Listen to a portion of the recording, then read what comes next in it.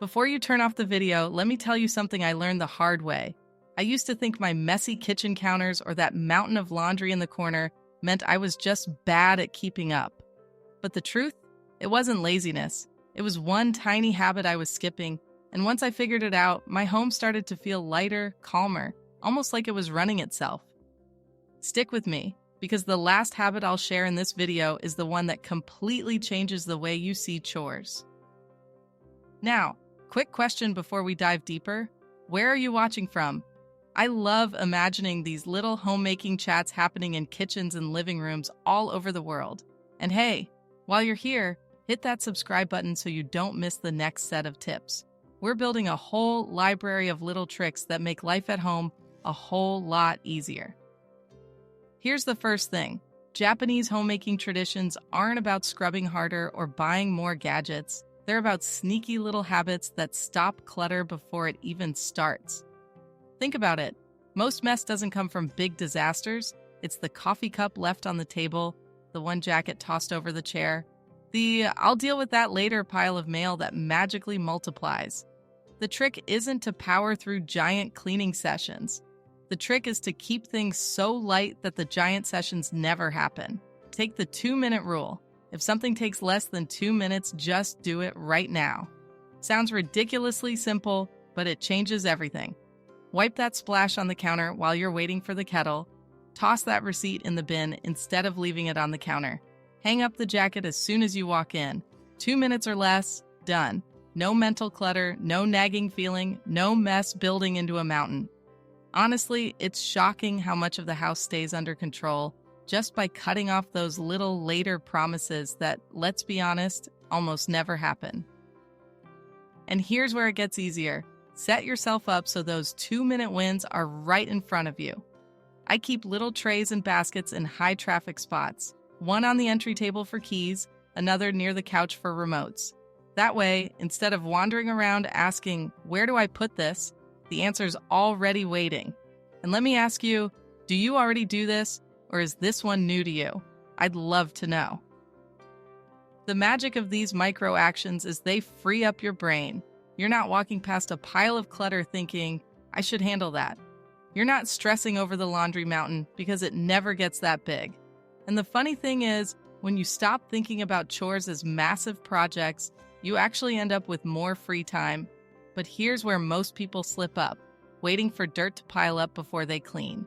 It's like leaving one dish in the sink and suddenly 3 more dishes come marching in behind it, then a frying pan joins the party, and by evening, it's a full-blown kitchen crisis. Instead, preventative cleaning is the quiet hero. Wipe the counter while your coffee brews. Rinse the sink right after you brush your teeth. Fold a few pieces of laundry while watching TV. You don't need marathon cleaning days if you're sprinkling in these tiny resets. I've started doing a little 5-minute reset in the morning and again in the evening. Nothing fancy, just fluffing cushions, putting away stray mugs, clearing counters. It's like giving your house a quick hello and good night. And it makes the morning so much calmer when you wake up to a clean slate instead of yesterday's chaos. Trust me, it feels like magic. Now, the next habit is where things really click. Because once you stop chasing dirt and clutter, you need a system to keep stuff in check. And most people miss this step, but it's the one that saves more time than all the others combined. Here's the part most people overlook: giving every single thing in your home a fixed spot. Not a vague, somewhere in the kitchen, but an exact spot. The scissors live in this drawer. The tape measure lives in that basket. When everything has a home, the constant game of "where should this go?" disappears. And let's be honest, it's not just about putting things away, it's about finding them again. You know that drawer of random chargers, half-dead batteries, and mystery cords? Yeah, we've all got one. That's what happens when stuff doesn't have a proper address. The funny thing is, once you commit to this rule, it's like your house gets its own GPS. No more wandering around shouting, "Has anyone seen my keys?" Because they always live in the same little tray by the door. And if you're just starting out, labels are a lifesaver. Label baskets, label drawers, even label shelves for a while. It feels a bit much at first, but after a few weeks, you don't even need them. You'll just know. But here's a mistake I made at first. I created zones instead of homes. Like, Oh, the scissors go somewhere in the office. Sounds fine, but guess what? That's how they end up on the desk one day and in a random box the next.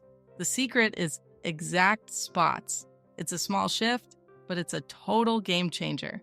And speaking of game changers, let me slip in a quick reminder. If these little habits are clicking with you, go ahead and hit that like button. It really helps me keep sharing tips like this, and honestly, it feels like a virtual high five. Now, once everything has its place, the house feels lighter. But there's another piece to this puzzle, and it's not about where things go, it's about how you treat them. This idea comes straight from Japanese traditions. Gratitude for objects. Sounds a little funny, right? Like saying thank you to your coffee table. But hear me out. When you take a moment to wipe down that table and think, this surface has served me well today, it changes how you see chores. It's not drudgery, it's care. And that tiny shift does something sneaky. You stop being careless with your things. You don't toss a sweater on the chair to wrinkle because you actually appreciate it. You don't impulse buy another mug because you already value the ones you have. Less clutter comes in, more care goes out. Your home feels calmer, and so does your mind.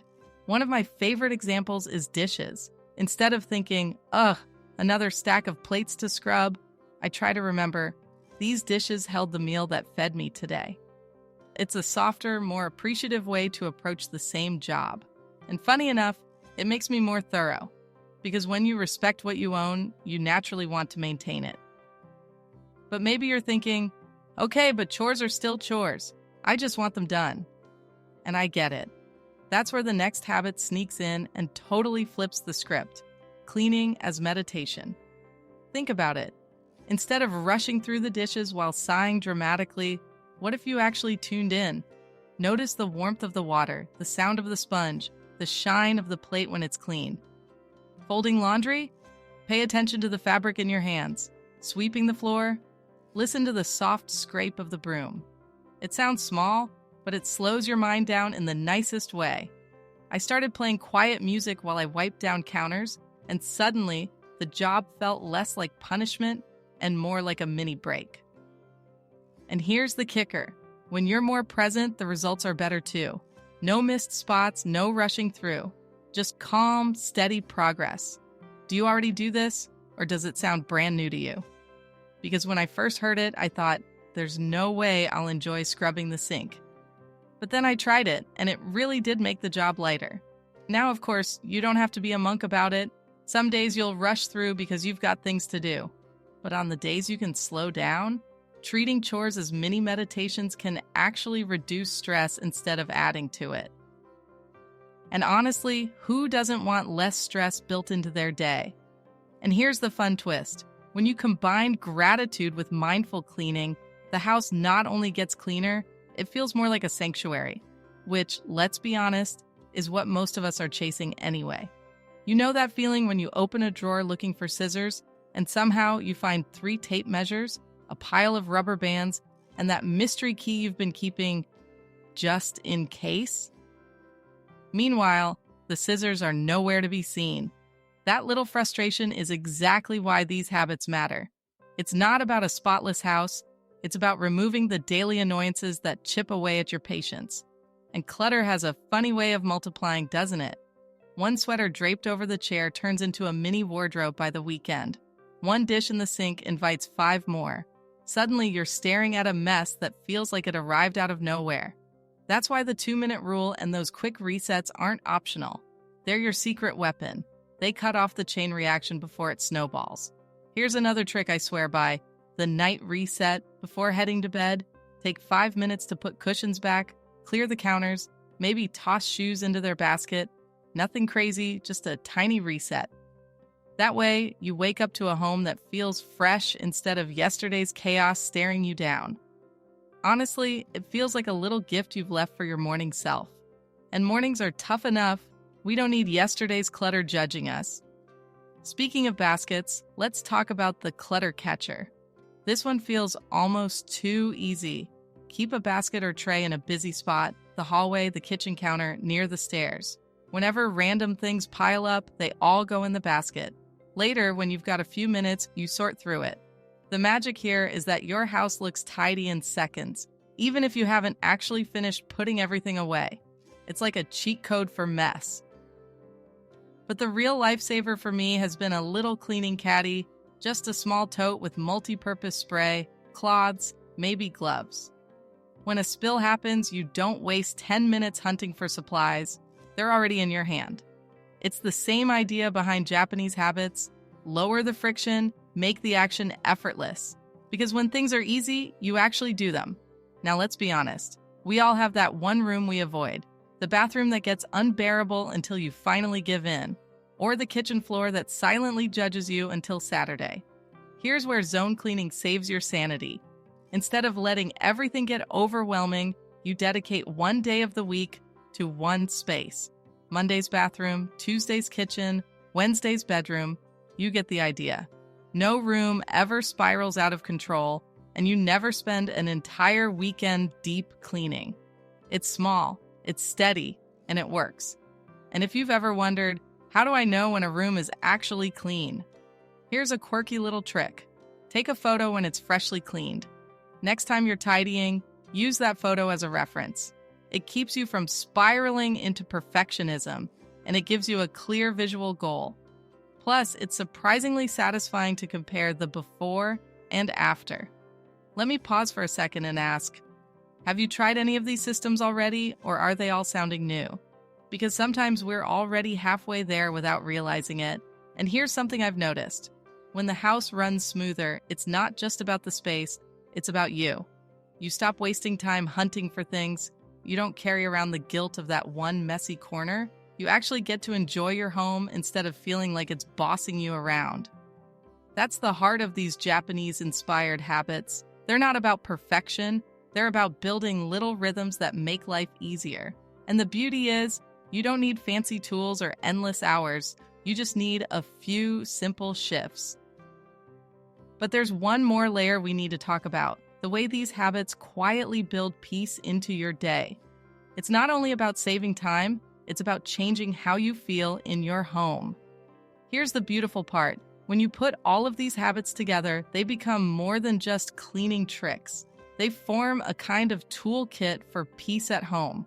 Instead of rushing from chore to chore, you've got these tiny systems running in the background, almost like autopilot. And that's what makes the difference.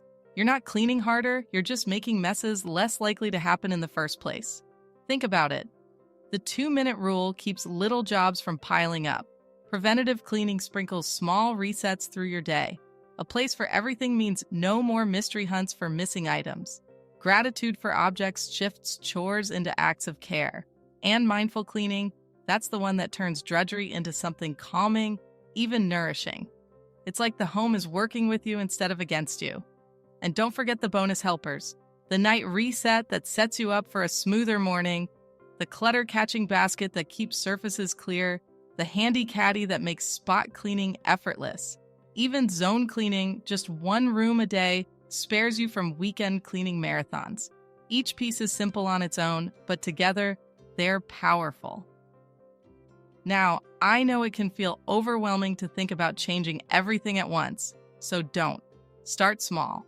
Pick one habit, maybe the 2-minute rule, maybe the 5-minute reset, and just practice that this week. See how it feels. Once it becomes natural, add another. Slowly, they stack up, and before you know it, your home feels calmer, lighter, more welcoming. Here's something I wish I'd realized sooner. A home doesn't get peaceful because you buy the perfect storage bins or spend entire Saturdays cleaning. It gets peaceful because of little, steady habits that don't drain you. And that means you free up more energy for the good stuff, time with family, hobbies, or simply sitting down with a cup of tea without staring at a pile of clutter. So the next time you catch yourself thinking, ugh, I have to clean again, remember, it doesn't have to be hard. Just a few minutes here, a small reset there. Treat your things kindly. Let the systems do the heavy lifting, and let your home support you instead of stress you out. And if this video gave you even one idea you want to try, make sure you're subscribed because there are so many more simple tricks to come. Homemaking doesn't need to feel heavy. It can actually feel light. Your home really can shift from chaos to calm and it doesn't take hours of scrubbing. Just minutes a day and a little consistency. Start small, keep going, and let the peace build.